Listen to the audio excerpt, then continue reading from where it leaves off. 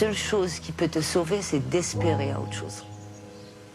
C'est bon, on a fait le tour du dark side. On a fait le tour des massacres, de la corruption, de la pauvreté, de la misère, de la saleté.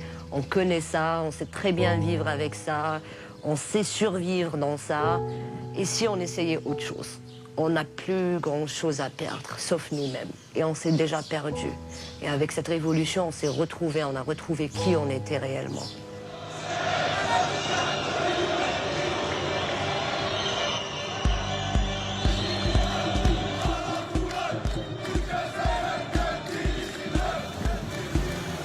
Avoir la vingtaine en Algérie, généralement, c'est d'avoir les larmes aux yeux. C'est un grand vide, quoi. C'est un saut dans le vide. On se sent vieux. Franchement, à 28 ans, je me sens fatigué, usé, irrité.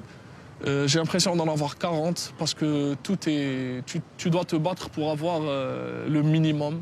Tu rends des comptes à tout le monde.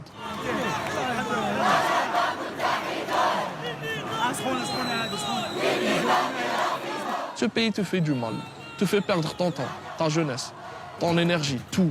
Il t'écrase, il te dévitalise. Il te laisse comme ça marcher, errer, va errer comme ça jusqu'à ta mort. C'est comme si je vivais dans une prison ciel ouvert en fait. On t'empêche de vivre ta jeunesse.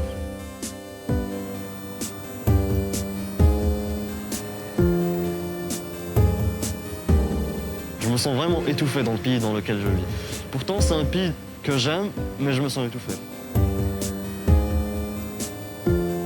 J'ai pas eu la chance de vivre ce que d'autres jeunes, peut-être en Europe ou en Amérique, ce qu'ils ont vécu pendant leurs 20 ans. Puis quand je me compare à moi, à la jeunesse algérienne, je me dis, on a vraiment 60 ans en fait. On n'a pas 20 ans, on n'a pas eu le temps de vivre notre jeunesse.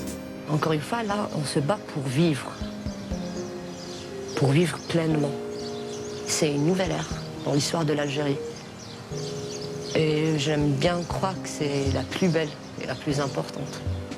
C'est une génération obstinée qui sait très bien ce qu'elle veut et qui n'est pas prête à lâcher.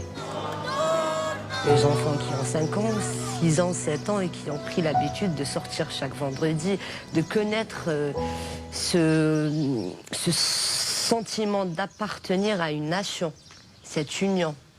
Ils ne pourront jamais subir ce qu'on a subi, c'est pas possible.